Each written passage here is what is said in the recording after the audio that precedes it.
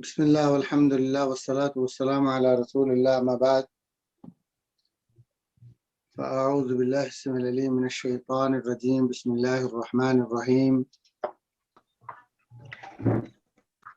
وإذ أخذنا ميثاقكم لا تسفكون دماءكم ولا تخرجون أنفسكم من دياركم ثم أقررتم وأنتم تشهدون۔ انتہائی قابل احترام ناظرین، سامعین، بزرگوں، بھائیوں، نوجوان ساتھیوں، عزیز بچوں اور انتہائی قابل احترام ماں اور بہنوں، آج میرے لیے بہت بڑی سعادت کی بات ہے کہ مدینہ طیبہ کی پاکیزہ مقدس سرزمین سے آپ سے مخاطب ہو رہا ہوں۔ یہ وہ سرزمین ہے کہ جہاں سے جناب محمد الرسول اللہ صلی اللہ علیہ وآلہ وسلم نے دین اسلام کی دعوت کو پوری دنیا میں عام کیا اور جہالت کو مٹایا۔ یہی مدینہ محبت وحی ہے، جبریل کی آمد کی جگہ ہے، رسول اللہ صلی اللہ علیہ وسلم اور صحابہ کرام رضوان اللہ علیہم اجمعین کی سکن ہے، دعوت کی جگہ ہے اور بھائی چارے کا مقام ہے اور اسٹیٹ آف اسلام کی بنیاد کا شرف حاصل ہے اس پاکیزہ شہر کو۔ یہ وہ عظیم شہر ہے کہ جس کے بارے میں نبی مکرم صلی اللہ علیہ وآلہ وسلم کی دعائیں ہیں اور جس کے بارے میں آپ صلی اللہ علیہ وآلہ وسلم نے فرمایا المدینہ خیر لہم لو کانوا یعلمون، کاش کے لوگوں کو مدینے کی خیر و برکت کا، عظمت کا، اس کی فضیلت کا علم ہو جائے تو یہ اچھی طرح جان لیں کہ یہ ان کے لیے انتہائی بھلائی کی، خیر کی اور نفع کی جگہ ہے۔ یہ وہ سرزمین ہے پیارے بھائیوں کہ جہاں دجال کو داخل ہونے کی اجازت نہیں ہوگی۔ میں شکر گزار ہوں ان تمام بھائیوں کا جنہوں نے اس عظیم الشان پروگرام کا آغاز کیا۔ اس وحی کو پوری دنیا تک پہنچانے کی ایک کوشش ہے جو وحی اس شہر میں نازل ہوئی، نبی مکرم صلی اللہ علیہ وآلہ وسلم کے قلب اطہر پر نازل ہوئی، اور آپ انتہائی خوش نصیب ہیں، سعادت مند لوگ ہیں جو اس وحی کو سیکھنے کے لیے اپنا وقت نکالنے والے ہیں اور اس شوق سے حاضر ہو رہے ہیں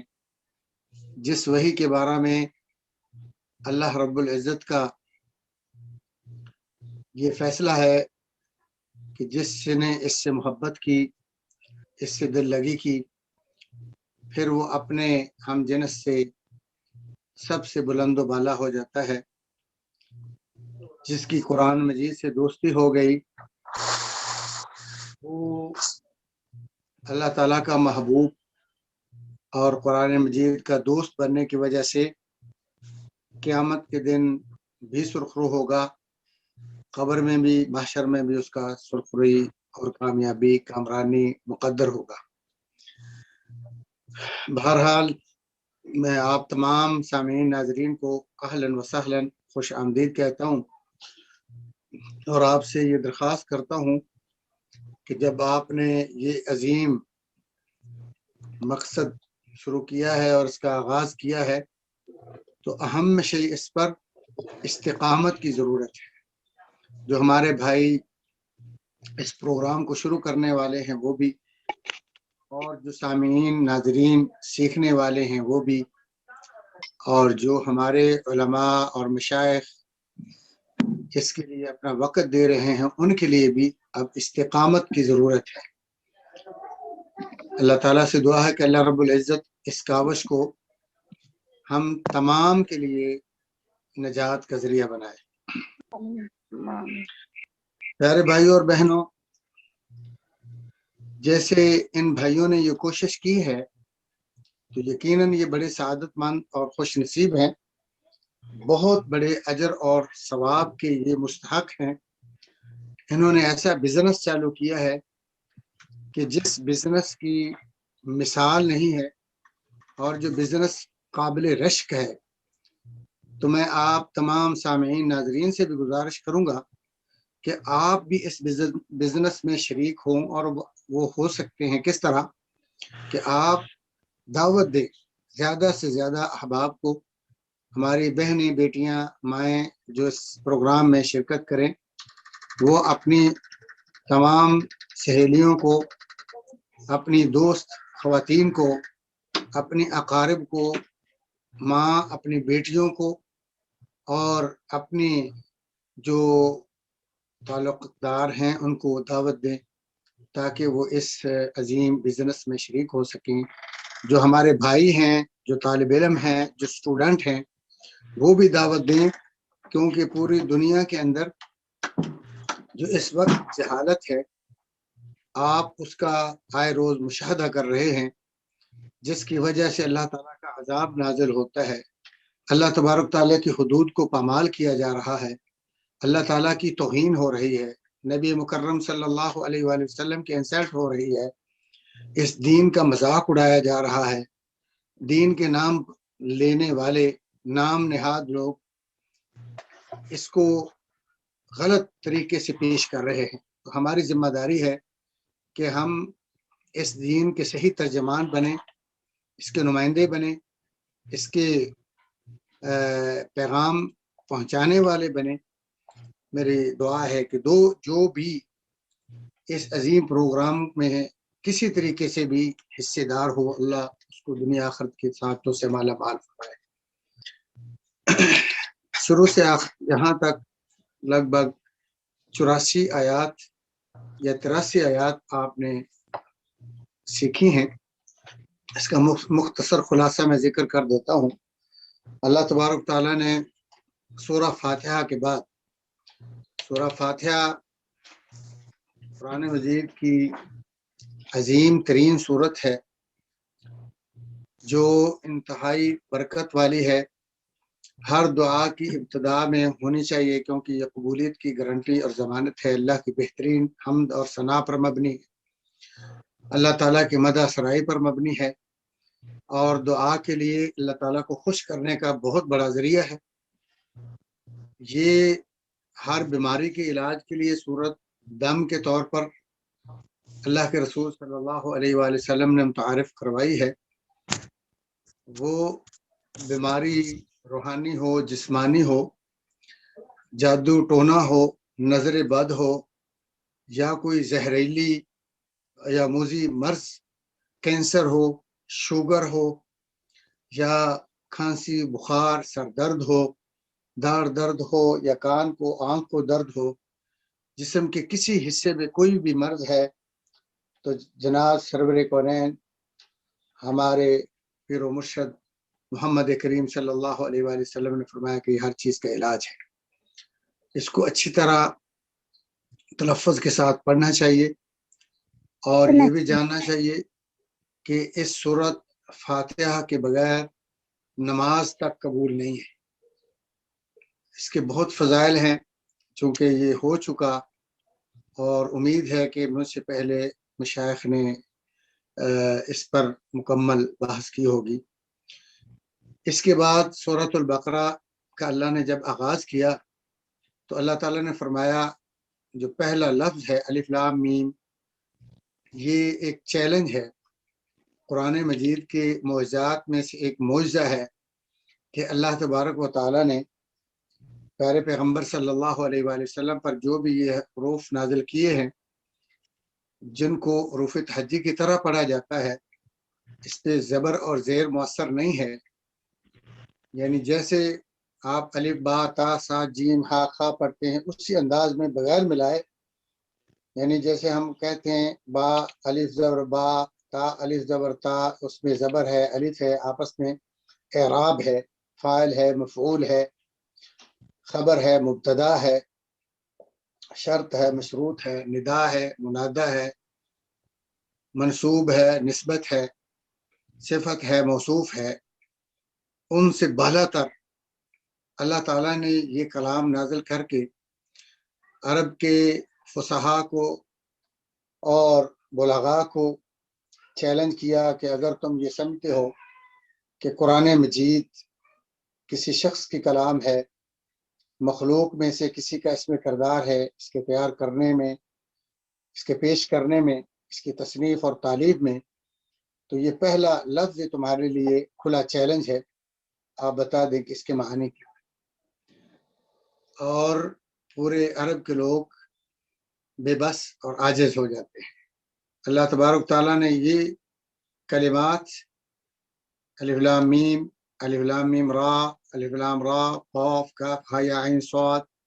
یہ جتنے بھی قرآن کریم میں آئے ہیں ان کے معانی اپنی حد تک محدود رکھے ہیں، ان کا علم رسول اللہ صلی اللہ علیہ وسلم کو بھی نہیں دیا گیا۔ ان کو حروف مقطعات کہتے ہیں، اگرچہ بعض لوگ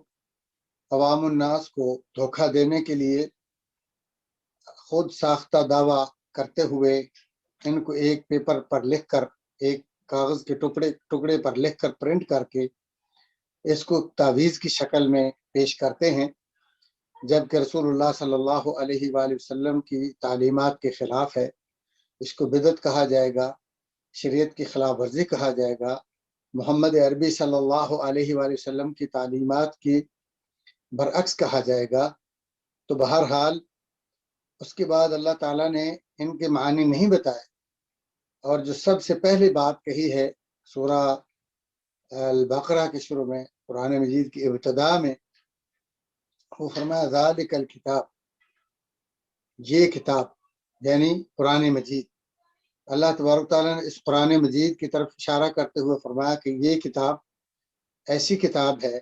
لا ریب فی، جس میں کوئی ڈاؤٹ نہیں، کوئی شبہ نہیں، کوئی شک نہیں۔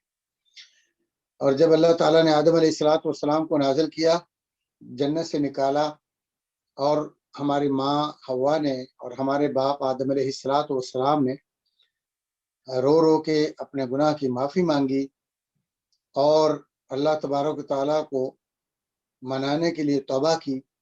کہ ہم سے جو زیادتی ہو گئی ہے، جو مسٹیک ہو گئی ہے، جو لغزش ہو گئی ہے، کہ جس درخت کے قریب جانے سے اللہ تو نے ہمیں روکا تھا،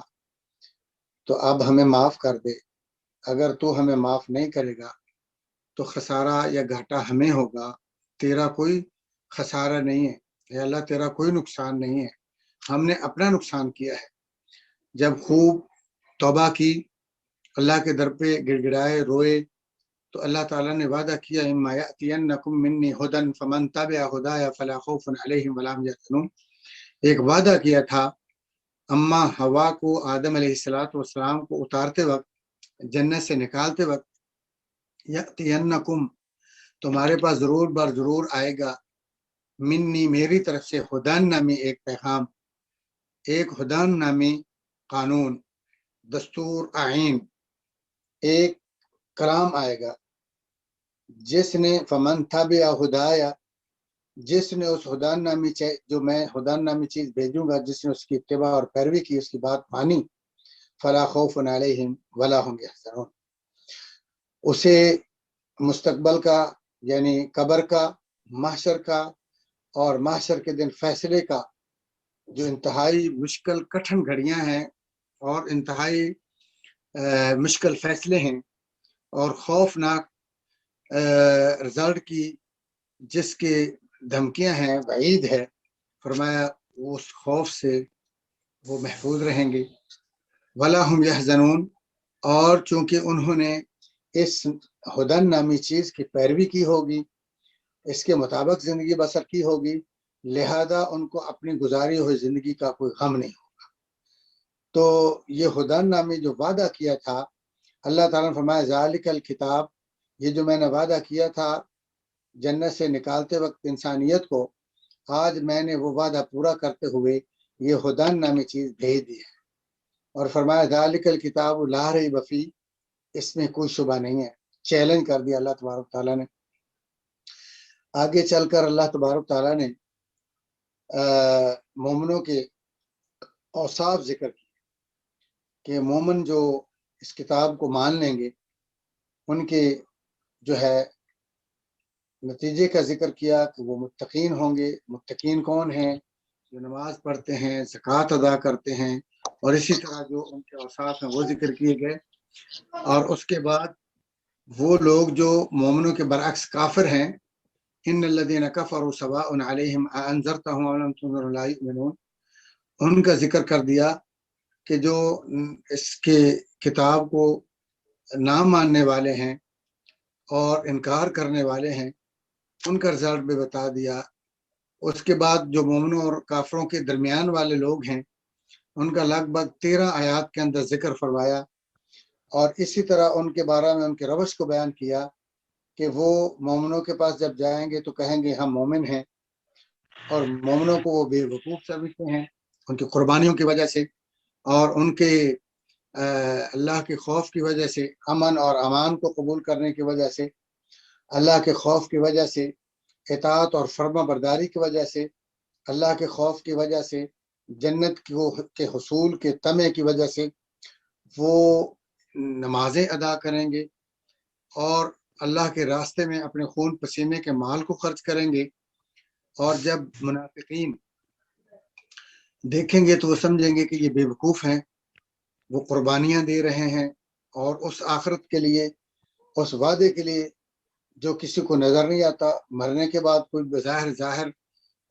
زندہ ہوتا دکھائی نہیں دیا، جو آگے چلا گیا اس نے واپس آ کے بتایا نہیں ہے، اس کے لیے محنت اور قربانیاں دے رہے ہیں۔ تو اللہ تبارک تعالیٰ نے یہ سارا ذکر کیا۔ اس کے بعد اللہ تعالیٰ نے ایک بہت بڑی قوم جس میں عرصہ دراز رسالت و نبوت رہی، بے شمار پیغمبر آئے جن کو بنی اسرائیل کہا، ان کے اللہ تعالیٰ نے قصے کو ذکر کیا، اپنی نعمتوں کو اللہ تعالیٰ نے بیان کیا کہ جو ان کو انعامات دیے، جو اللہ نے ان پر خصوصی عنایت اور فضل کیا، اور پھر اس کے ساتھ ان کی ناشکری کو، کفران نعمت کو ذکر کیا۔ پھر اللہ تبارک تعالیٰ نے اس کی بنیاد پر جو ان سے نعمتیں چھینی گئی اور ان کو عذاب سے دوچار کیا گیا، پچھلی اور گزشتہ آیات میں اس کا ذکر کیا گیا۔ تو کرتے کرتے آج اللہ تبارک و تعالیٰ یہ فرما رہے ہیں کہ جو ہم نے ان سے عہد و پیمان لیے، جب انہوں نے بے شمار ظلم و ستم کیے، گناہ کیے، اور ہم نے ان سے تجاوز کیا، ان کو بارہا معاف کیا، تو ایک وقت ایسا آیا کہ ہم نے ان سے وعدہ لیا، وَإِذْ أَخَذْنَا مِيثَاقَ بَنِي اسرائیل، جہاں سے بات شروع کی کہ میرے محبوب پیغمبر، یہ جو بنی اسرائیل قوم گزر چکی ہے، آپ وہ وقت یاد کریں کہ ہم نے اخذنا مواخذہ، یا ہم نے ان سے عہد لیا، وعدہ لیا، میثاق پختہ وعدہ بنی اسرائیل سے۔ کیا وعدہ تھا؟ پہلے تو انہوں نے بچڑے کو پوجا۔ جب موسیٰ علیہ السلام تورات لینے کے لیے اپنی قوم کے بہت سارے سرکردہ لوگوں کو، منتخب لوگوں کو لے کے اللہ تبارک تعالیٰ کے در پہ حاضری دیتے ہیں، وعدے کے مطابق پہنچتے ہیں، تو پیچھے سے سامری کے جو جادوگر تھا اس کی اتباع کرتے ہوئے بچڑے کی پوجا شروع کر دی۔ تو یہ سارے جب اللہ تبارک تعالیٰ نے ان کی اس ناشکری، ان کے کفران نعمت اور ان کے شرک کی وجہ سے اللہ تبارک تعالیٰ نے عذاب سے دوچار کیا، تو پھر اس کے بعد جب ان کو ایک اور موقع دیا تو یہ وعدہ لیا بنی اسرائیل سے کہ یاد کرو اس وقت کو کہ اخذنا، ہم نے، اللہ تعالیٰ فرماتے ہم نے پختہ وعدہ لیا، میثاق کا معنی ثقہ وعدہ، پختہ وعدہ، کس سے؟ بنی اسرائیل سے، اور بنی کا معنی ہوتا ہے اولاد، بیٹے۔ اسرائیل میں نا اسرائیل کے بیٹے، اور اسرائیل سے مراد یہ لقب ہے حضرت یعقوب علیہ السلام کا، تو یہ اس قوم کی نسبت حضرت یعقوب علیہ السلام کی طرف ہے. اس میں سارے ہی آتے ہیں، اسحاق علیہ السلام، یوسف علیہ السلام اور باقی جو بھی پیغمبر آئے وہ سارے کے سارے بنی اسرائیل کے پیغمبر کہلاتے ہیں، اور وہ قوم بھی ہے. تو اللہ تبارک تعالیٰ فرماتے ہیں ہم نے کیا پختہ وعدہ، لا تعبدون الا اللہ. پہلا سب سے اللہ تعالیٰ کا جو وعدہ ہے، جو عہد لیا، جو ایگریمنٹ کیا بنی اسرائیل سے، وہ یہی تھا کہ اللہ تعالیٰ کے علاوہ کسی کی عبادت نہیں کر رہے. کیا ایگریمنٹ تھا پیارے بھائیو بہنوں؟ اللہ تعبدون الا اللہ، لا تعبدون الا اللہ، کہ یہ بات یاد رکھیں کہ کبھی بھی اللہ تعالیٰ کے علاوہ کسی بھی چیز کی عبادت نہیں کرتے. اب مسئلہ عبادت کا بہت سارے بھائی بہنیں ان کے ذہن میں، ان کے خیال میں یہی ہے کہ عبادت سے مراد نماز ہے، روزہ ہے، یا تہجد ہے، تراویح ہیں، یا جمعے کا ادا کرنا ہے، یا قرآن مجید کی تلاوت ہے. چند ایک موٹی موٹی چیزیں جو عام طور پر جو ہماری پریکٹیکلی زندگی میں اسے ہم عبادت سمجھتے ہیں. حالانکہ عبادت بہت یعنی ایک وسیع تر معنی ہے. کیا عبادت کس کو کہتے ہیں؟ ہر وہ کام، ہر وہ بات، ہر وہ سوچ جو اللہ کی خوشنودی کے لیے، اللہ تعالیٰ کی رضامندی کے لیے ہو، اللہ کو خوش کرنے کے لیے ہو، اللہ کو راضی کرنے کے لیے ہو، وہ سارے کے سارے اعمال بھی، سارے کے سارے الفاظ اور اقوال بھی، اور ساری کی ساری سوچ بھی وہ عبادت ہے. اور ان تمام عبادات سے سب کے اوپر جو عبادت ہے، سب سے عظیم عبادت ہے، تمام عبادتوں کا جو نچوڑ ہے، تمام عبادتوں کی جو کریم ہے، وہ دعا ہے. وہ دعا ہے، اللہ تعالیٰ سے مانگنا ہے، اللہ کے در پہ گڑ گڑانا ہے، اللہ کے سامنے جھکنا ہے، اللہ کے سامنے اپنے فقر و فاقے کو پیش کرنا ہے، عاجزی بے بسی کو پیش کرنا ہے، اللہ تبارک و تعالیٰ کی کبریائی بڑائی کا اعتراف کرنا ہے، اللہ تعالیٰ کی طرف سے سارے خزانوں کا اور ساری نعمتوں کے اترنے کا اعتراف کرنا، اور اس بات کو تسلیم کرنا ہے کہ اللہ تعالیٰ کے علاوہ کسی کے پاس کوئی خزانہ نہیں ہے، اور کوئی ہمیں نواز نہیں سکتا، کوئی ہمیں کچھ دینے کا اہل نہیں ہے.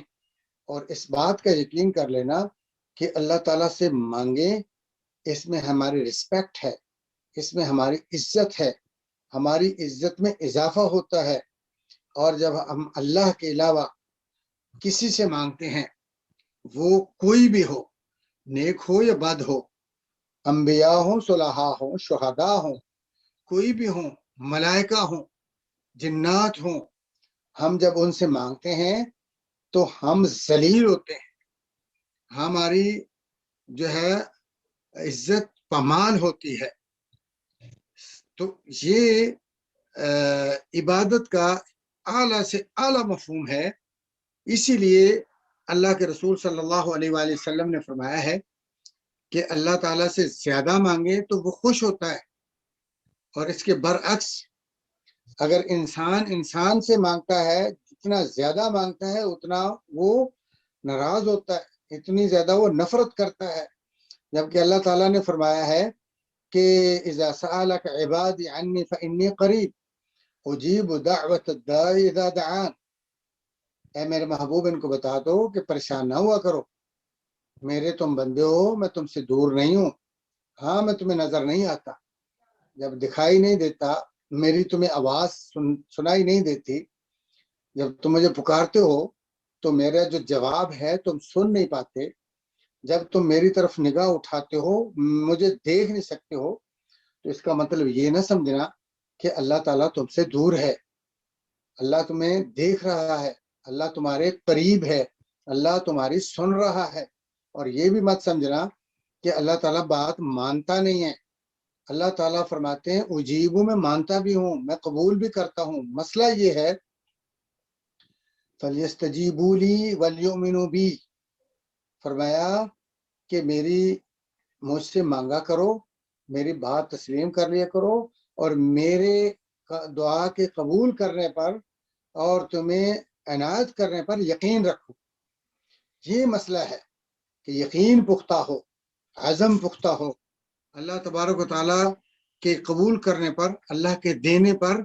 ہمیں پورا یقین ہو۔ تو اللہ تعالیٰ فرماتے ہیں میں اقرب من حبل الورید، میں تمہاری شہرگ سے بھی زیادہ قریب ہوں۔ اور فرمایا کبھی یہ بھی نہ سمجھنا کہ میں نے اوقات مقرر کیے ہیں کہ میری کچہری اس وقت ہوگی، یہ میرا جو ہے وہ ڈیوٹی ٹائم ہے،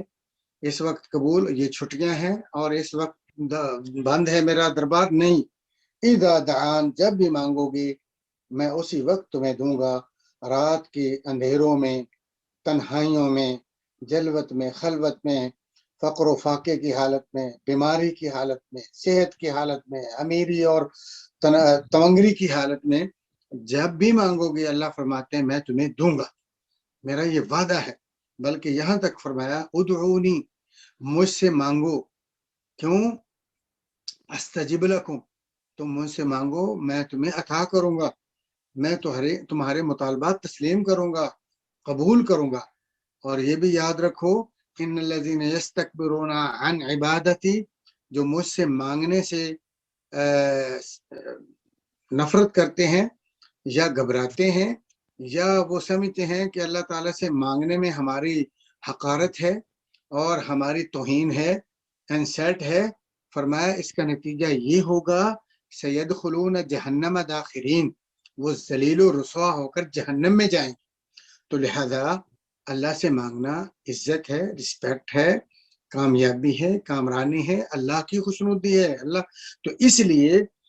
اللہ تبارک و تعالیٰ فرماتے ہیں کہ یہ ساری چیزیں صرف اللہ کے لیے ہونی چاہیے۔ فرمایا میں نے بنی اسرائیل سے پختہ وعدہ لیا تھا، کیا؟ کہ لا تعبدون الا اللہ، اللہ تعالیٰ کے علاوہ کبھی کسی کو نہ پوجنا۔ اور یہی بات ہماری امت کے لیے بھی اللہ تبارک تعالیٰ نے فرمائی ہے، فرمایا کہ اللہ تعالیٰ نے یہ پختہ وعدہ کیا ہے، وَإِذَا أَخَذَ اللَّهُ مِيثَاقَ بَنِي، یہاں کہا، اور ہمیں کیا کہا کہ جب تم وعدہ کرو اس کو پورا کرو، جب وعدہ کرو تو اس کو پورا کرو۔ اور یہ فرمایا کہ اللہ کے علاوہ کسی کی عبادت نہیں کرنی، ہمیں بھی یہی کہا۔ اور حضرت غالباً انس بن مالک رضی اللہ تعالیٰ عنہ، معاذ بن جبل رضی اللہ تعالیٰ عنہ کو بھی اللہ کے محبوب نے پوچھا تھا کہ اے معاذ، آپ یہ بتائیں کہ اللہ تبارک و تعالیٰ کا جو حق ہے بندوں پر وہ کیا ہے؟ تو انہوں نے کہا کہ وہ اللہ کے علاوہ کسی کی عبادت نہ کریں۔ تو فرمایا بندوں کا حق اللہ پر کیا ہے؟ تو کہا کہ یا رسول اللہ صلی اللہ علیہ وسلم، بندوں کا حق یہ ہے کہ جب وہ اللہ کو پوجیں، اللہ کے علاوہ کسی کو نہ پوجیں، کسی کی بات نہ کریں، کسی کے سامنے دست سوال دراز نہ کریں، اور کسی کو جو ہے حاجت روا، مشکل کشا نہ سمجھیں سوائے اللہ کے کسی کو بھی، تو پھر وہ ان کو عذاب نہ دیں۔ تو پیارے بھائیو، اللہ تبارک تعالیٰ نے یہاں یہ بیان کیا ہے کہ یاد کرو اس وقت کو جب ہم نے میثاق کا کیا معنی ہوتا ہے؟ پختہ وعدہ، یعنی ایگریمنٹ، طرفین میں جو ایگریمنٹ ہوتا ہے۔ اللہ فرماتے ہیں میں نے کیا بنی اسرائیل سے کیا؟ لا تعبدون الا اللہ، اور دوسرا کیا کہا؟ وبالوالدین احسانا، اپنے جو ماں باپ ہیں ان کے ساتھ حسن سلوک کرنا ہے۔ اب یہ دیکھیے بہت سارے ہمارے بھائی بہنیں وہ عبادت تو کرتے ہیں، اللہ کی کرتے ہیں، تہجد بھی پڑھتے ہیں، مال بھی خرچ کرتے ہیں، لیکن والدین کے معاملے میں انتہائی کوتاہی کا شکار ہے۔ تو پھر یاد رکھیں کہ اللہ رب العزت اپنی عبادت کو بھی ٹھکرا دے گا۔ اللہ کو کیا ضرورت ہے ہماری عبادت کی؟ اللہ ہماری عبادت کا محتاج نہیں ہے۔ تو لہذا اللہ تعالیٰ نے فرمایا بنی اسرائیل میں وَقَضَىٰ رَبُّكَ أَلَّا تَعْبُدُوا إِلَّا إِيَّاهُ وَبِالْوَالِدَيْنِ إِحْسَانًا، یہاں بنی اسرائیل کو بھی یہی بات سمجھائی ہے کہ اللہ کی بات کرنی، اس کے علاوہ کسی کی عبادت نہیں کرنی، اور کہا اپنے ماں باپ کے ساتھ سب سے افضل، سب سے شاندار سلوک کرنا ہے۔ اور ہمیں بھی کہا وَقَضَىٰ رَبُّكَ أَلَّا تَعْبُدُوا إِلَّا إِيَّاهُ، کہ تمہارے رب کا یہ فیصلہ ہے کہ اللہ کے علاوہ کسی کی بھی عبادت کی اجازت نہیں۔ اور فرمایا دوسرا مسئلہ، جو مہم مسئلہ بیان کیا اپنے خالق اور مالک، اپنے معبود کی عبادت کا تذکرہ کرنے کے بعد ایگریمنٹ میں دوسرا جو مہم پوائنٹ ذکر کیا وَبِالْوَالِدَيْنِ إِحْسَانًا۔ تو پیارے بھائیوں اور بہنوں، ہمیں چاہیے کہ اللہ ہمارا معبود ہے، اس کے لیے ہم ہر قسم کی بات کریں، اس کے علاوہ کسی کی عبادت کو اپنے لیے روا، حلال، جائز نہ سمجھیں، اور اپنے والدین کو خوش کریں، اپنے والدین کو راضی کریں، یہاں تک کہ اگر والدین خدا نخواستہ کافر بھی ہوں، غیر مسلم کیوں نہ ہوں، اللہ اور اللہ کے رسول کے باغی بھی کیوں نہ ہوں، وَصَاحِبْهُمَا فِي الدُّنْيَا مَعْرُوفًا، تو فرمایا دنیا کے جو معاملات ہیں اس میں ان کی نافرمانی نہ کریں، ان کی دل آزاری نہ کریں، ان کو دکھ نہ دیں، ان کو تکلیف نہ دیں۔ کیوں؟ رضا الرب فی رضا الوالدین، سخط الرب فی سخط الوالدین۔ تمہارے ماں باپ روٹ گئے، ناراض ہو گئے تو رب روٹ گیا، اللہ ناراض ہو گیا، تو لہذا مسئلہ یک طرفہ نہیں بنے گا۔ اللہ تعالیٰ کو ہماری بات کی ضرورت نہیں۔ اگر ہم اللہ کی بات کو نہ مان کر، ٹھکرا کر اللہ کے سامنے سجدہ کریں گے تو اللہ کو ہمارے سجدے کی ضرورت نہیں ہے۔ اگر ماں باپ کو دکھ پہنچا کر، ان کے دل کو دکھا کر، دل آزاری کر کے ہم اپنا پیسہ اللہ کی راہ میں یتیموں پر خرچ کریں گے، اللہ کو ہمارے اس نفقے کی ضرورت نہیں ہے۔ تو لہذا اللہ تعالیٰ فرماتے ہیں ہم نے بنی اسرائیل کو بھی یہی سمجھایا تھا، ان سے ایگریمنٹ کیا تھا وَبِالْوَالِدَيْنِ إِحْسَانًا، اور دوسرا فرمایا وَذِي الْقُرْبَى، جو تمہارے قریبی رشتہ دار ہیں ان کے ساتھ بھی احسان یعنی اچھا سلوک کرنا ہے۔ قریبی رشتہ ہمارے خالائیں ہیں، ہمارے چاچو ہیں، ہماری پھوپھیاں ہیں، ہمارے بھانجے بھتیجے اور بھانجیاں ہیں، ہمارے سسرال ہیں، ہمارے داماد ہیں، ہماری بہو ہیں، یہ ہمارے قریبی رشتہ داروں میں آتے ہیں۔ تو ہماری اگر ان کے ساتھ ہی ٹسل بسل بنتی رہتی ہے تو ہم نے اللہ کے ایگریمنٹ کو ختم کر دیا۔ یعنی اگر ہم کسی کو بھی شریک کہہ کر اس کے خلاف پراپوگنڈا کرتے ہیں، اس کے خلاف سازش کرتے ہیں، یا اس کو دکھ دینے کے لیے جملے کستے ہیں، یا اس کے خلاف جو ہے وہ کاروائیاں کرتے ہیں، تو یاد رکھیں کہ اللہ کو پہلی چیز جو عبادت کا مسئلہ ہے وہ بھی پسند نہیں ہے۔ اور تو یہ فرمایا وَذِي الْقُرْبَى، جو قریبی رشتہ دار ہوں ان کے ساتھ بھی اچھا سلوک، ہاں یتیم والیتامیٰ، اور یتیموں کے ساتھ بھی اچھا سلوک کرنا ہے، والمساکین، اور مسکینوں کے ساتھ بھی ذکر جو ہے اچھا سلوک کرنا ہے، کیونکہ یتیم کے تو دفاع کرنے والے اس دنیا سے چلے گئے، والدین کا سایہ سر سے اٹھ گیا، اب وہ یتیم ہوتے بھی نابالغ ہیں، بچے ہیں، سمجھ نہیں ہے پیسہ کیسے خرچ کرنا ہے اور کہاں سے لانا ہے، کیسے کیس کرنا ہے، کیسے دشمن سے بچنا ہے، سازشوں کی خبر کیسے۔ تو لہذا آپ خود بخود اللہ کے خوف سے ان کے ساتھ اچھا سلوک کریں، ان کو تکلیف نہ دیں، ان کے ساتھ ڈنڈی نہ ماریں، ان کو دھوکہ نہ دیں، ان کو فراڈ نہ دیں، ان کے زمینوں پر قبضہ نہ کریں، ان کے مال جو ہے جو والدین چھوڑ کر گئے ہیں اگر آپ اس کے وارث بن گئے ہیں یا آپ کو پتہ ہے تو آپ امانت پہنچائیں۔ اگر آپ کے پیسہ آپ کما رہے ہیں، بزنس مین ہے، کاروبار ہے، اور وہ بے بس ہیں، وہ ان کی والدہ بیوہ ہو چکی، آپ ان پر خرچ کریں، اچھا سلوک کریں، مسکینوں کا بھی خیال رکھیں۔ اور فرمایا وَقُولُوا لِلنَّاسِ حُسْنًا، اب کہا کہ اب یہ میں نے چند رشتے جو مہم تھے، جہاں دراڑیں پڑتی ہیں، جہاں عام طور بیر ہوتا ہے، جہاں شیطان زیادہ انسان کو ورگلاتا اور گمراہ کرتا ہے، ان رشتوں کو کمزور کرنے کے لیے، ان کے اندر فرقہ اور ان کا فرقہ واریت ڈالنے کے لیے، اور ان کو دور اور کمزور کرنے کے لیے انسان کا بیڑا غرق کرتا ہے، انسان کو جہنمی بنانے کی کوشش کرتا ہے، اللہ کے جو ہے وہ غضب کا شکار بناتا ہے۔ تو فرمایا کہ یہ تو میں نے نام لے کے، اب رہا عام لوگ، آپ جہاں مسجد میں جاتے ہیں عام لوگوں کے ساتھ، آپ دفتر میں جاتے ہیں ڈیوٹی کے وہاں، آپ کمپنی میں جاتے ہیں وہاں، آپ کا راستے میں گزر رہے ہیں وہاں آپ کا عام لوگوں سے جو ہے وہ آمنا سامنا ہوتا ہے۔ فرمایا وَقُولُوا لِلنَّاسِ حُسْنًا، آپ کی زبان سے اچھی بات نکلے.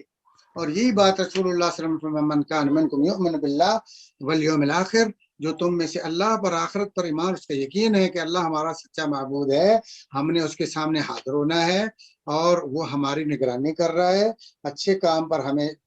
جزا دے گا، برائی پر ہمیں سزا دے گا،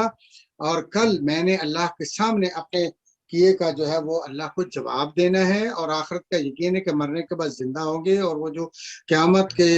احوال کا ذکر کیا گیا، زلزلوں کا ذکر کیا گیا، سورج کے قرب کا ذکر کیا گیا، اور اس کی تپش کا، اس کی گرمی کا، اس کے عذابوں کا، ملائکہ کے جہنم کو کھینچ کے لانے کا، جنت کی نعمتوں کا جس کو پورا یقین ہے. فرمایا کہ فَلْيَقُلْ خَيْرًا أَوْ لِيَصْمُتْ. فرمایا وہ جب بات کرنا چاہے تو وہ پہلے چیک کرے کہ کیا اس کی بات خیر ہے، بھلائی ہے، سامنے والے کو اس سے خوشی ہوگی، اس کا کوئی فائدہ ہونے والا ہے تو کہے، اگر وہ خیر نہیں ہے تو چپ ہو جائے. پھر کیا کریں؟ وہ خاموش رہے، وہ منہ سے بات نہ کرے. تو یہی بات کہا وَقُولُوا لِلنَّاسِ حُسْنًا. جتنی بھی باتیں آپ نے لوگوں کے ساتھ کرنی ہیں، وعدے وعید کرنے ہیں، یا آپ نے ایگریمنٹ کرنے ہیں، یا ان سے معاملات طے کرنے ہیں، یا علیک سلیک سلام دعا کرنی ہے، حال احوال دریافت کرنے ہیں، کسی کی خبر دینی ہے، ایک سے خبر لینی ہے، وہ ساری کی ساری اچھی باتیں ہوں. بری بات کی اجازت نہیں ہے ایک مومن. یہ ایگریمنٹ کینسل لیا گیا بنی اسرائیل تو، اور یہی ہمیں وہی ایگریمنٹ ہمیں یاد دلایا گیا کہ انہوں نے اس ایگریمنٹ پر اگر کام نہیں کیا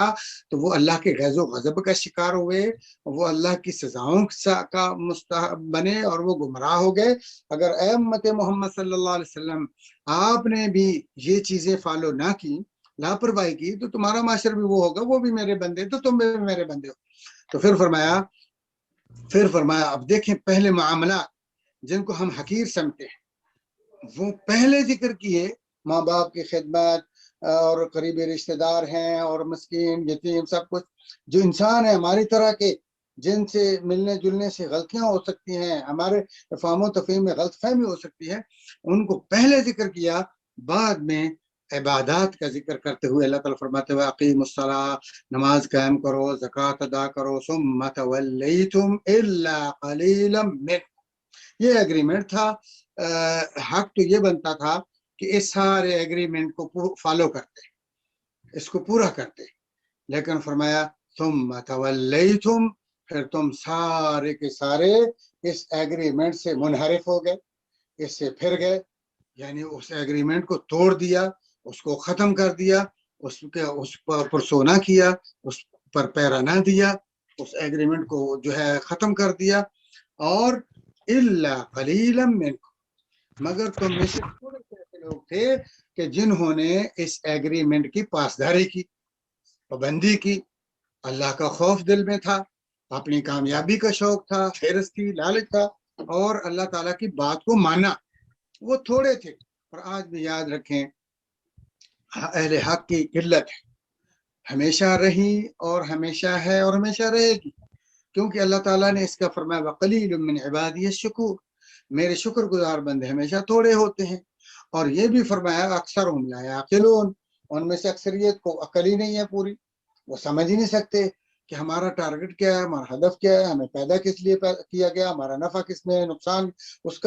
کو شعور ہی نہیں ہے، پتہ ہی نہیں ہے. تو کبھی بھی آپ کو یہ کثرت اور قلت کو معیار بنا کر جو ہے آپ اپنے راستے کا انتخاب نہ کریں کہ میں فلاں پارٹی کے ساتھ، فلاں جماعت کے ساتھ، فلاں فرقے کے ساتھ کس لیے مل رہا ہوں کہ وہ زیادہ ہے، اور فلاں سے اس لیے دور ہو رہا ہوں کہ وہ تھوڑے ہیں. کیونکہ اللہ تبارک و تعالیٰ کے نزدیک اکثریت کی کوئی ویلیو نہیں ہے. ویلیو کے لیے وہی معیار ہے جو محمد الرسول اللہ صلی اللہ علیہ وآلہ وسلم نے ہمارے سامنے بیان کیا. فرمایا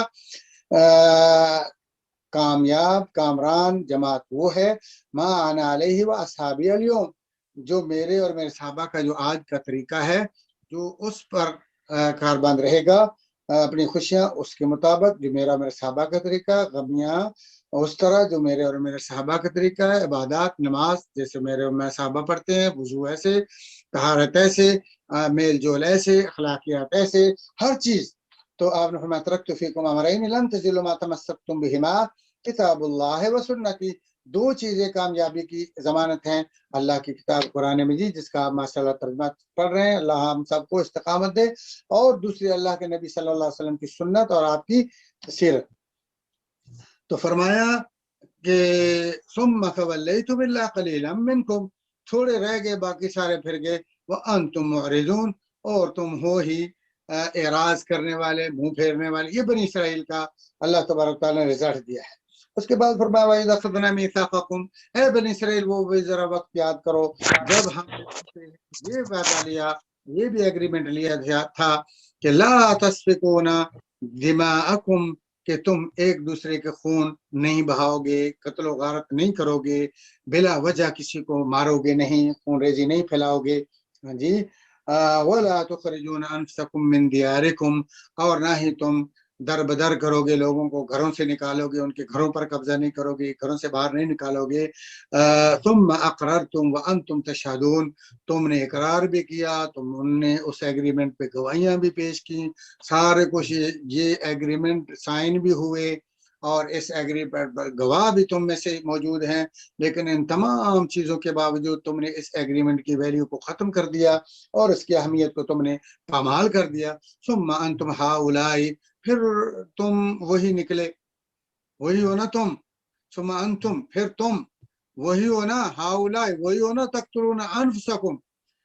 جنہوں نے قتل و غارت کیا، ایک دوسرے کو تم مارتے رہے، قتل کرتے رہے، ایک دوسرے کا خون بہاتے رہے، قتل کرتے رہے۔ وَتُخْرِجُونَ فَرِيقًا مِّنكُم مِّن دِيَارِهِمْ، اور تم میں سے جو چودھری تھے، جو بڑے تھے، انہوں نے دوسرے اپنے بھائیوں کو ان کے گھروں سے نکال دیا۔ وَتُخْرِجُونَ، اور تم نکالتے رہے، فَرِيقًا مِّنكُم، تم میں سے ایک فریق، ایک گروہ ایسا تھا تم میں سے، تمہارا جو تکڑا تھا، جن کے پاس وسائل تھے، جن کا اختیار تھا، جن کو حکومت ملی، جن کے پاس جو ہے وہ مناصب تھے، جن کے پاس مضبوط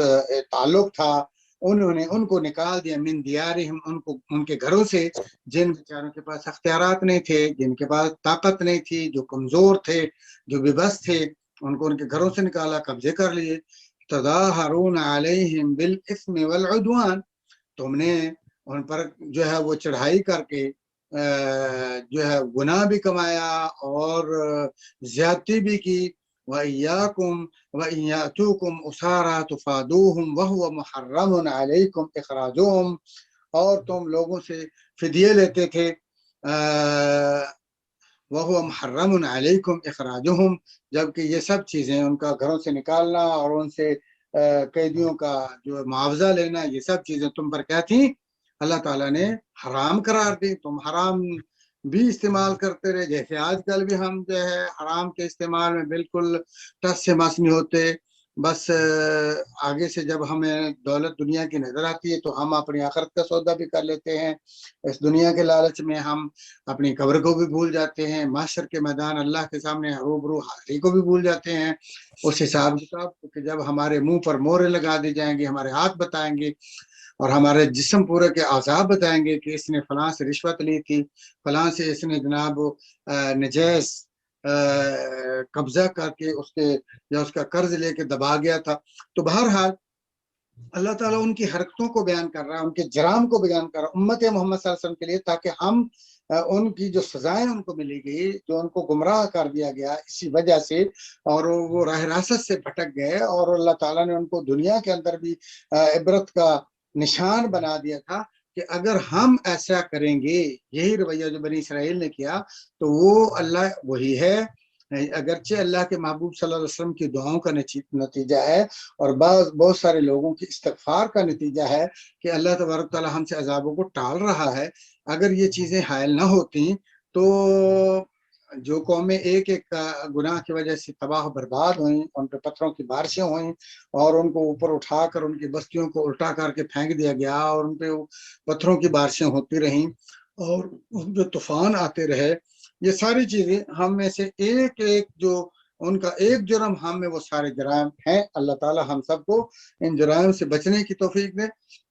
تو اللہ تبارک تعالیٰ فتؤمنون ببعض الکتاب وتکفرون ببعض، ایک بنی اسرائیل کا یہ بھی اللہ تعالیٰ نے رویہ بیان کیا ہے کہ فرمایا اے بنی اسرائیل افتؤمنون ببعض الکتاب، یہ قرآن مجید ہے تو یہ ساری اس لیے آئی ہے کہ ہم اس پر ایمان لائیں. ایمان لانے کا معنی ہے اس کو مان لیں. ایمان لانے کا مطلب یہ ہے کہ اس کو اپنی زندگی پر نافذ کریں, اس پر عمل کریں,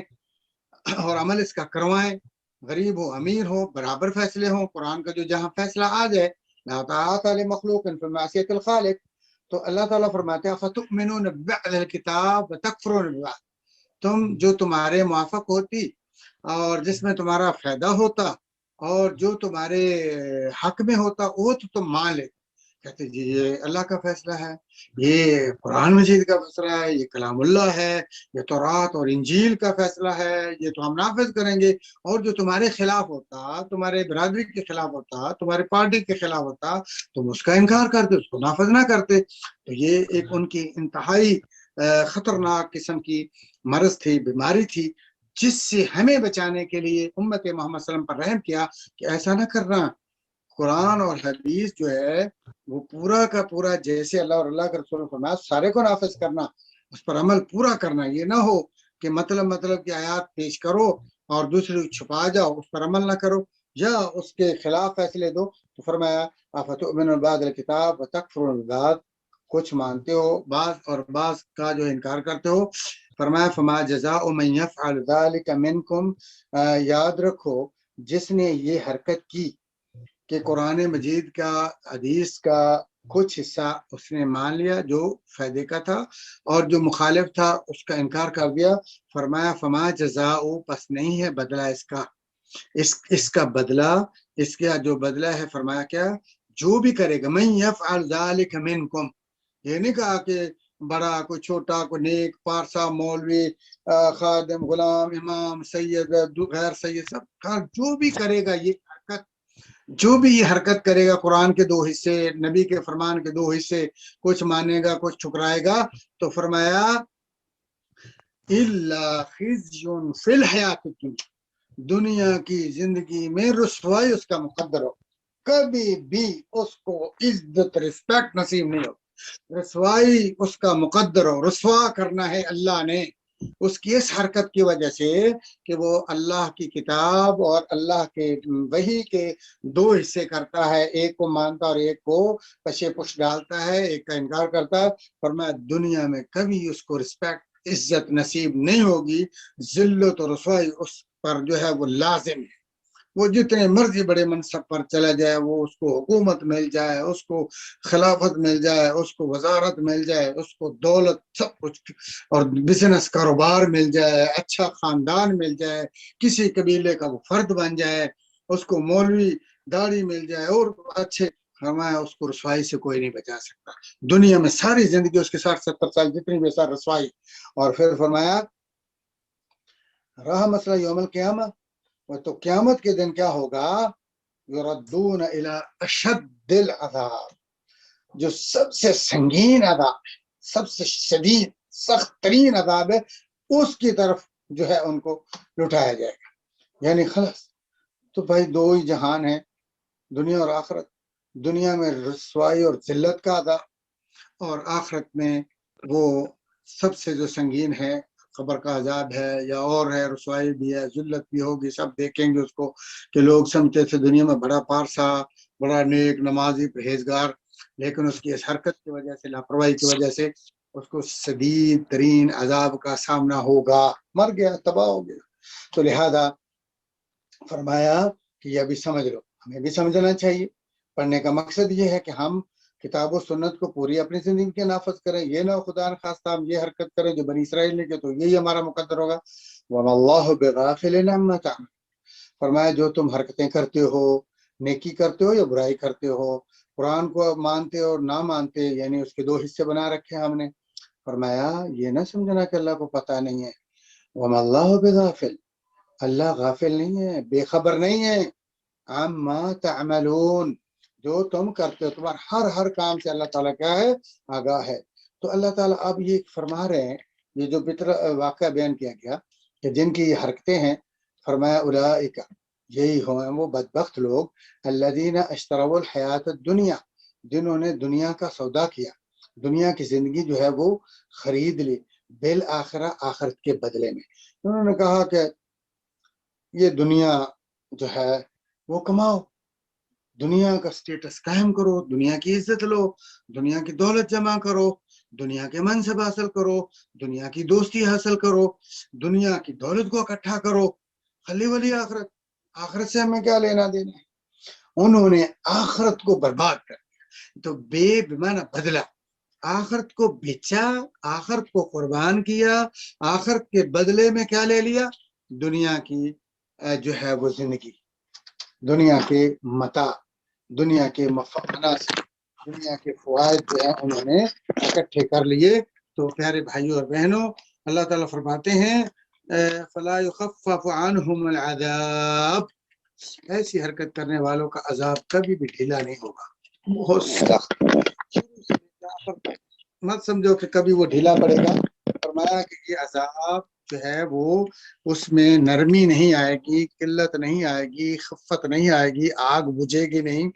اور وہاں ڈیوٹی کرنے والے جو ہے وہ ترس نہیں کریں گے، عذاب پیٹ بٹیٹ جیسے ہوگا ویسے ہی، اور اس میں اللہ تعالیٰ چیخنے سے، چلانے سے، حال دہائی کرنے سے نرمی نہیں کرے گا۔ اچھا جی، وَلَا هُمْ يُنصَرُونَ،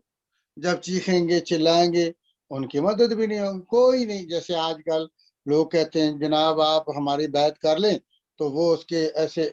جو ہے وہ ہاتھ مار کے کہتا جاؤ ہم تمہیں بچا لیں گے، یا بعض لوگ کہتے ہیں جی فلاں پیر نے جناب وہ روحیں چھڑوا لی تھی، تو اللہ تعالیٰ فرماتے ہیں یہ سوال ہی پیدا نہیں ہوتا کہ کوئی کسی کو چھڑوا سکے، کوئی کسی کی ہیلپ کر سکے، کوئی کر سکے۔ اللہ کے عذاب کے مقابلے میں کسی قسم کا کوئی بھی مددگار اللہ کے در میں حاضری دینے کا یا نکلنے کا سوال ہی پیدا نہیں۔ تو اللہ تعالیٰ نے یہ ہمیں سمجھایا ہے کہ اللہ سے تعلق قائم کر لیں، اللہ کا خوف دل سے کھاریں۔ اسی لیے اللہ تعالیٰ فرمایا اما من خاف مقام ربہ، جو اللہ کے سامنے حضور اللہ کی ملاقات سے ڈر گیا، اللہ کا سامنا کرنے سے دل میں خوف آ گیا، ونہى النفس عن الهوى، اپنے نفس سے امارہ کو من مرضی کرنے سے کنٹرول کیا، اس کو لگام دے کے رکھا، اس کو روکے رکھا کہ اللہ کی نافرمانی نہیں کرنی، تو فرمایا فإن الجنت هي الماء، اس کو جنت، اس کا ٹھکانہ جنت ہے۔ ٹھیک ہے جی، تو آگے فرمایا وَلَقَدْ آتَيْنَا مُوسَى الْكِتَابَ وَقَفَّيْنَا مِن بَعْدِ بِالرُّسُلِ، یہ خیر ایک لمبا آگے مسئلہ ہے، تو انشاءاللہ آج انہی آیات پر ہم اکتفا کرتے ہیں، چونکہ آج ہماری پہلی محفل تھی، مجلس تھی، اور میں بھی سفر سے ابھی ریاض میں گیا تھا، چونکہ بھائیوں سے میں نے وعدہ کیا تھا، اور ظاہر بات ہے کہ ان لوگوں کی کاوشیں ہیں، محنتیں ہیں، اور ہمیں کوشش کرنی چاہیے کہ ہم ان بھائیوں کی حوصلہ افزائی کریں، اور جب آپ سامعین ناظرین اپنا قیمتی وقت نکالتے ہیں کتاب اللہ کے شوق سے، تو آپ کے سامنے بھی ہم حاضری دیں۔ تو اللہ تعالیٰ سے یہ دعا ہے کہ جو ہم نے سنا ہے اس پر ہم سب کو، مجھے بھی اور آپ کو بھی، عمل کی توفیق عطا فرمائے۔ اور یہ جو قرآن و سنت کی محفل ہے، اس کے بارے میں رسول اللہ صلی اللہ علیہ وسلم نے فرمایا کہ اس کو اللہ کی رحمتوں، اللہ کے رحمت کے فرشتے گھیرتے ہیں اور سکون نازل ہوتا ہے، اور جب یہ محفل مجلس پر خاص ہوتی ہے تو اللہ کے محبوب فرماتے ہیں، اللہ تعالیٰ عرش پر فرشتوں کو گواہ کر کے یہ اعلان فرماتے ہیں کہ یہ جتنے بھی اس محفل کے شرکا تھے پوری دنیا میں اپنے گھر میں بیٹھے ہیں، اپنے دفتر میں بیٹھے سن رہے ہیں، کسی بازار میں بیٹھے ہیں، یا کسی جگہ پر بھی بیٹھ کر کسی مسجد میں بیٹھے ہوئے ہیں، جو اس محفل کے شرکا ہیں، میں نے ان سب کے گناہوں کو معاف کر دیا۔ اللہ تعالیٰ اس محفل اور مجلس کو ہمارے گناہوں کے کفارے کا باعث بنائے۔ اور پھر میں آخر میں دعا کرتا ہوں اور شکریہ ادا کرتا ہوں ان بھائیوں کے لیے جن بھائیوں نے یہ پروگرام شروع کیا ہے۔ دعا گو ہوں کہ اللہ تعالیٰ ان کی اس کاوش کو ان کے لیے، ان کے والدین کے لیے ذریعہ نجات بنائے، اور درجات کی بلندی کا اور ان کی دنیا اور آخرت کی سعادتوں کا باعث بنائے۔ السلام علیکم ورحمۃ اللہ وبرکاتہ۔ اگر کسی بھائی کا کوئی سوال ہو اور وہ پوچھ سکتا ہے تو وہ پوچھ سکتا ہے۔ السلام علیکم شیخ۔ وعلیکم السلام ورحمۃ اللہ وبرکاتہ۔ تظاہرون علیہم بالاسم والعدوان، تظاہرون کا کیا بالاسمی اور عدوان کا چڑھائی کیا معنی کرتے ہے؟ ہیں، چڑھائی کرتے ہیں، تظاہرون چڑھائی کرتے ہیں، جی، یعنی گناہ کی پرواہ نہیں کرتے۔ وہ چڑھائی ایک ہوتا ہے کہ آپ ظالم کو دباتے ہیں، جب ظالم پر آپ دباؤ ڈالتے ہیں، پریشر ڈالتے ہیں، تو وہ اس کے ظلم کو ختم، آپ کی چڑھائی مظلوم پر ہے. ایک آپ لفظی چڑھائی معنی پوچھ رہا تھا میں. سنیں بھائی صاحب، ایک والعدوان. آپ کی عدوان زیادتی، یعنی اس کے حق تلفی کرتے ہیں، گناہ بھی ملتا ہے اور ان کا حق تلف کرتے ہیں. یہ نہیں کہ اپنے حق کے لیے، کیونکہ ایک شخص جو ہے اپنے حق کے حصول کے لیے کوشش کرتا ہے تو اللہ تعالیٰ فرماتے ہیں لا يحب اللہ الجہر بالسوء من القول الا من ظلم، کہ اگر کوئی آدمی مظلوم ہوتا ہے اور وہ چیختا اور چلاتا ہے اور برے بھلے کلمات کہتا ہے تو وہ اس کو حق ہے، اس کا حق ہے کہ وہ مظلوم ہے. ایک آدمی اس کا حق نہیں ہے، وہ حق چھیننے، کسی کا حق پر قبضہ کرتا ہے، یہ عدوان ہے. اس کے روح اور اس کے جان پر ظلم کرنا، مار پٹائی کرنا، اس کا مال ہڑپ کرنا،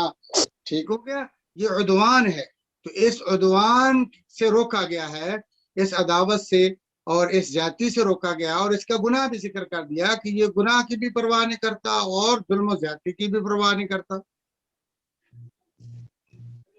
جزاک اللہ خیر. آمین آمین. اور کسی بھائی کا سوال ہو بھائی صاحب؟ شیخی وَإِن يَأْتُوكُمْ وَسَارَى تُفَادُوهُمْ، اس کا کیا لفظی ترجمہ اور مفہوم ہے شیخ؟ واو میں نہ اور ان میں نہ اگر، یأتو آئیں، کم تمہارے پاس، قیدی، تو فادوہم، ان کا فدیہ لے کے ان کو چھوڑتے ہو، بیچتے ہو ان کو. یہ پہلے بیچنا یا ان کا فدیہ لینا جو ہے وہ اسلام میں جائز نہیں تھا. تو یہ فدیہ وہ دوسرے سے لیتے تھے یا خود لے کے چھڑا دیتے تھے؟ وہ خود کے پیسے جی چھڑا جی، دیتے؟ یعنی ان کو بیچ دیتے، ان کی قیمت کھا لیتے تھے نا. حالانکہ جو مجرم ہے تو اس کے جرم کی سزا ملنی چاہیے نا. جی جی جزاک اللہ. اوکے اوکے جی، اللہ حافظ، مع السلام ورحمۃ اللہ وبرکاتہ. جزاک اللہ خیر فی الدنیا والآخرہ. شیخ آپ کا بہت شکریہ. جی جی، اللہ انشاءاللہ حافظ، اللہ جزاک خیر دے. آمین ثم آمین. اللہ تعالیٰ آپ کو شفا کاملہ عطا فرما اور آپ کے نیک آمین مقصد میں کامیابی عطا فرما. اللہ رب العالمین آپ کی تمام نیک آمین حاجت پورا کر دے. اور اللہ یہاں پر آ کر آپ یہ جو دیے ہیں کلاس، اللہ تعالیٰ اس سے آپ کی اللہ کی رضا خوشنودی عطا فرما آپ کے. آمین. جزاکم اللہ خیر، بارک اللہ فیکم. جزاک اللہ. شکریہ، اللہ حافظ.